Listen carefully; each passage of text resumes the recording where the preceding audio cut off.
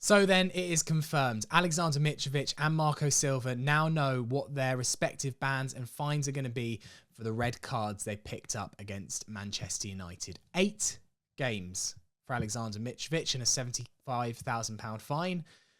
2-game touchline ban for Marco Silva and £40,000 worth of fines, and then a further £40,000 fine for Fulham as a whole for failing to control their players, etc., etc. 8 games. I mean, my jaw just hit my desk when I saw that. 8. I was hoping for 5, expecting 6. 8. I mean, if we put this in some historical context, it's pretty mad. Luis Suarez got 8 games for racially abusing Patrice Evra. Paulo Di Canio got 8 games for pushing over Stuart Alcock in that famous incident when he played for Sheffield Wednesday. Now, I know what you might be saying, but Sammy, Paulo Di Canio got 11 games. No, he didn't. He got 3 games for the red card, then he got 8 for the subsequent push once he'd received the red card. Are we saying that what Aleksandar Mitrovic did is as bad as racially abusing someone? Are we saying that what Aleksandar Mitrovic did, which was that motion there with his hand, brushing the referee's arm, not good, I'm not excusing it. I'm going to get into that in a second. Are we putting it on a level playing field with that, though? It seems like dangerous territory. And look, I want to caveat all of this, as I just mentioned. I am not excusing what Aleksandar Mitrovic did. He deserved a ban. We need to respect referees more in this country. It's an overused cliche, but we do genuinely have a bit of an epidemic when it comes to recruiting and keeping referees at all levels. I've played Sunday League. I've seen what it's like to be a Sunday League referee. It doesn't look fun. I don't know if I could do it. In fact, it's not I don't know. I know that I couldn't do it. And it starts from the top. People see what they see on TV. It's rife within the kids' game. Parents on the touchline screaming abuse at officials. It's wrong. It's always been wrong.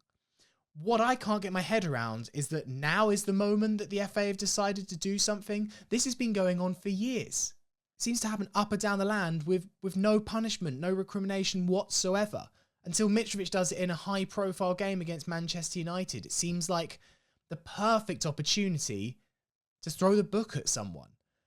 And look, I will just about accept that that is fine if they stay consistent from now on. If this is the watershed moment where now we start respecting referees properly and properly punishing people for what they do, for abusing referees, for swearing at referees, for whatever is done at a referee, then I guess that's just unfortunate timing for Fulham, but fine. But if I see in 2 or 3 weeks players going up to referees in their droves, like I saw at the Nottingham Forest game this weekend, where they were all surrounding the same referee, Chris Kavanagh, touching the referee, not in the same way as Mitrovic did, granted, but there's no punishment, no further investigation on that. What Bruno Fernandes did a few weeks ago, where he pushed the back of the assistant referee. Again, not as bad as what Mitrovic did, I'm not saying that. But then for that to be 0 games, 0 fine, absolutely nothing, to 8 games. I mean, I don't really care what Mitrovic gets fined. He's a wealthy man and he gets paid a lot, and that's immaterial. But 8 games is what is going to affect the club and Fulham fans in general. I just think the FA needs to get their shit together. You cannot throw the book at one person and think the problem's gone away. You've got to stick with this game after game, week after week, month after month, year after year. If you're going to start properly respecting referees, realising the problem that we've got, I mean, I think we should go the full hog. I think we should respect referees like they do in rugby. I don't think you should be allowed to swear at a referee. I don't think any player other than the captain should be able to go up to the referee. I think it's ridiculous that we've allowed ourselves to get into this situation. And maybe what Mitro did was the nadir of referee treatment. I don't personally think that's true, but it certainly was one of the most high-profile moments in years where a referee abuse has happened in front of the cameras like that. So I will accept this ban reluctantly if it means that, but I think that it won't. I bet you there are examples in the next 2 to 3 months where players, most likely of big clubs, do similar, if not quite as bad things to referees, and absolutely nothing happens to them. It just feels hugely convenient that this has happened to a Fulham player. Not a Man United player, not a Liverpool player, where the forensic detail that would be poured over this, the pressure on the FA would be huge. Much easier to give a punishment to a Fulham player, where the focus from the media, from a big fan base, is not quite as intense. And that's my frustration here.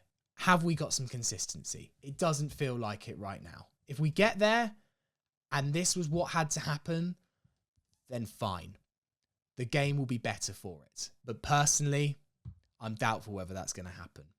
As for Fulham, you know, it's not ideal at all. He's going to miss a further 7 games. He's already served one of the 8 matches. He's going to be back for the Southampton game, which is on the 13th of May. The list of games that he's going to miss is pretty enormous. West Ham, Everton, Leeds, Villa, Man City, Liverpool, Leicester. That's a lot of games to be missing your talisman for. Thank God we are safe.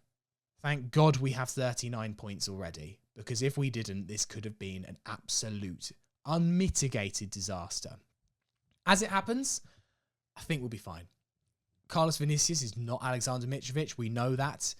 We're going to lack a bit of firepower up front. More to the point, we're going to miss our target man. We're going to have to find a different way to build attacks. I mean, the first 45 against Bournemouth, we looked pretty good going forward. Even without having Mitrovic, we have found ways to play without him this year. It is not a disaster for our team. We are not a one-man team anymore. But there are some really tricky games there, and we are going to struggle to score goals, to win games, because we know that Carlos Vinicius is just not Aleksandar Mitrovic. I'm hopeful that Vinicius might find a little bit of form, might get a few goals to get us through this patch. If there was ever a time in Mitro's entire history at Fulham of him missing, it would be this one. And if we're looking at the real silver linings, at least it will give his ankle some time to recover. But yeah, it's bad news. It's a lot worse than I think most of us thought. I think most of us realistically thought it was going to be 6 or 7 games. 8 games is a lot. I'm not going to go into those details that I just mentioned. I think I've done a pretty good rant on why I think it was a couple of games too many. But I don't know what more can be said. I saw that the FA are looking to appeal the Independent Regulatory Commission's decision. They want more games, which seems frankly ludicrous. I'm going to imagine that they won't get their wish on that. That 8 games will be the final result. Let's just hope it is. Let's just hope Fulham can draw a line on it. And let's hope that referees long term do get more respect. West Ham on Saturday. Let's hope we can get back to winning ways.